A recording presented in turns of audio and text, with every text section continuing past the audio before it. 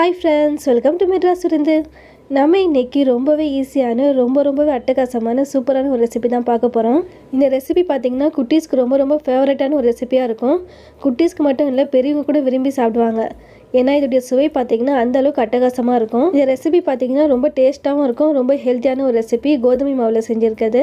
ரொம்ப பசங்களுக்கு பிடிச்சமான பூஸ்ட்டு, வாழைப்பழம், கோதுமை மாவு வச்சு தான் இந்த ரெசிபி செஞ்சுருக்கோம். இது பார்த்தீங்கன்னா செய்கிறதுக்கு வெறும் 5 நிமிஷம் மட்டும்தான் ஆகும். டேஸ்ட்டு சொல்லவே வேண்டாம், அந்த அளவுக்கு சூப்பராக இருக்கும். கண்டிப்பாக நீங்கள் ட்ரை பண்ணி பாருங்கள். எல்லாருடைய ஃபேவரட் ரெசிபிலையும் கண்டிப்பாக இந்த ரெசிபியும் ஒன்று ஆகிடும். அந்த அளவுக்கு இந்த சுவை ரொம்பவே சூப்பராக இருக்கும். வாங்க எப்படி பண்ணுறதுன்னு வீடியோக்குள்ளே போய் பார்க்கலாம். நான் ஒரு வாழைப்பழம் எடுத்திருக்கேன். வாழைப்பழம் வந்து நல்லா பழுத்த பழமாக எடுத்துக்கோங்க. அப்போ தான் ஃப்ளேவர் ரொம்ப நல்லாயிருக்கும், ரொம்ப இனிப்பாகவும் இருக்கும்.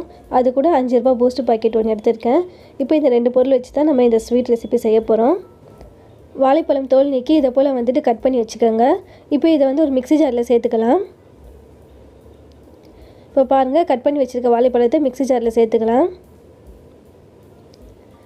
இது கூட அந்த 5 ரூபா பூஸ்ட் பாக்கெட் கட் பண்ணி சேர்த்துக்கோங்க.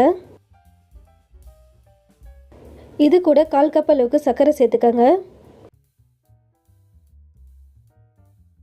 1 பிஞ்ச் உப்பு சேர்த்துக்கோங்க. இப்போ தண்ணி, பால் எதுவுமே சேர்க்காம நல்லா ஃபைன் பேஸ்ட்டாக அரைச்சிக்கலாம். இப்போ பாருங்கள், இந்த அளவுக்கு தான் நல்லா ஃபைனாக அரைச்சிக்கணும். இதில் வந்து பால், தண்ணி எதுவுமே சேர்க்க வேண்டாம். இப்போ இது ஒரு பவுலில் ட்ரான்ஸ்ஃபர் பண்ணிவிடுங்க.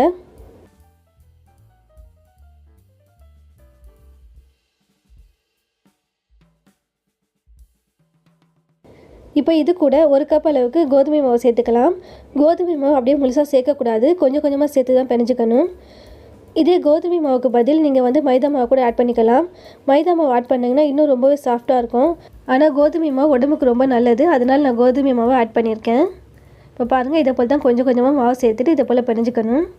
வாழைப்பழத்தை கூட சேர்த்து சர்க்கரை அரைச்சிருக்கனால தான் சர்க்கரை நல்லா மெல்ட் ஆகியிருக்கு. இந்த வாழைப்பழத்துடைய ஈரப்பதமும் சர்க்கரையோட ஈரப்பதமும் தான் மாவு பிணைறதுக்கு போதுமான ஈரப்பதமாக இருக்குது. இதனால தான் நம்ம வந்துட்டு தண்ணி, பால் இது எதுவுமே வந்து ஆட் பண்ண தேவையில்லை. இப்போ பாருங்கள், அதுவே போதுமான அளவாக இருக்குது. மீதம் இருக்க இந்த மாவையும் சேர்த்து பிணைஞ்சிக்கலாம்.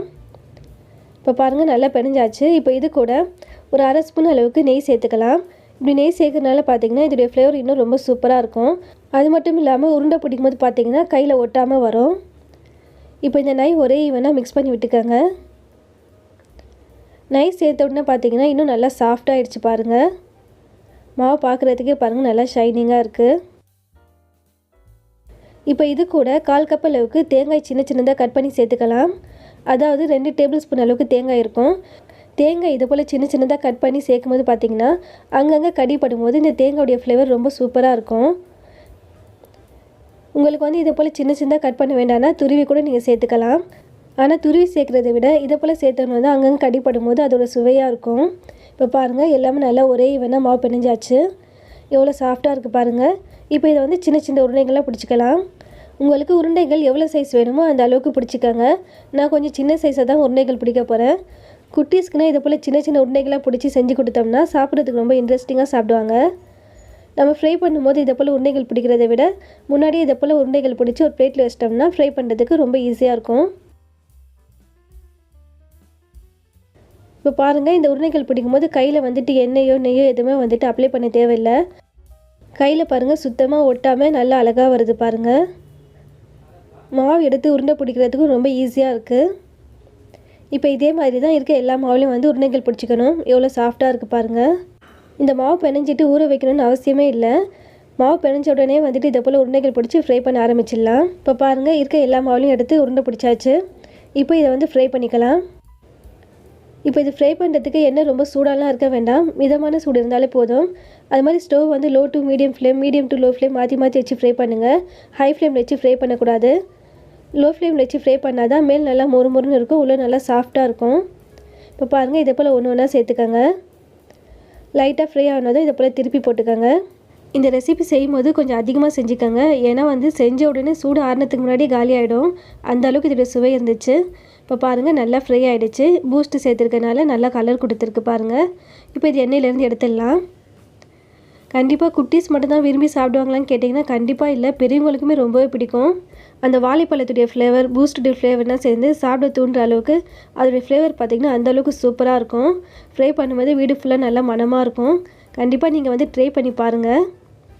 ட்ரை பண்ணி பார்த்தீங்கன்னா வந்துட்டு கண்டிப்பாக வந்து வாரத்துக்கு ஒரு முறையாவது நீங்கள் செஞ்சுடுவீங்க. அந்த அளவுக்கு இந்த ரெசிபியோட சுவை சூப்பராக இருந்துச்சு.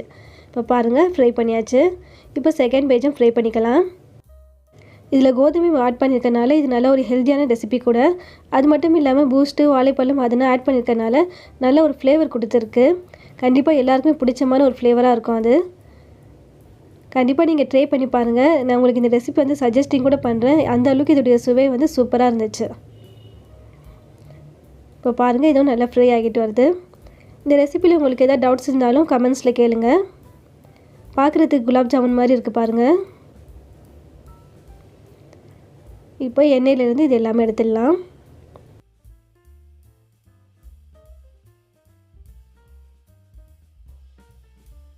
எனக்கு வந்து 2 பேட்ச் ஃப்ரை பண்ணுற அளவுக்கு வந்துச்சு. இப்போ பாருங்கள் 2 பேட்சும் ஃப்ரை பண்ணியாச்சு. ரொம்பவே சுவையான நல்லா மணமான ஒரு ஹெல்த்தியான ஸ்வீட் ரெசிபி சூப்பராக ரெடி ஆகிடுச்சு பாருங்கள். கண்டிப்பாக நீங்களும் வீட்டில் ட்ரை பண்ணி பாருங்கள். இந்த ரெசிபி பார்த்திங்கன்னா மேலே நல்லா மொறுமொறுன்னு இருக்கும், உள்ளே நல்லா சாஃப்டாக இருக்கும். இதே போல் ரெசிபி குட்டீஸ்க்கு செஞ்சு கொடுத்தீங்கன்னா ரொம்ப சந்தோஷப்படுவாங்க.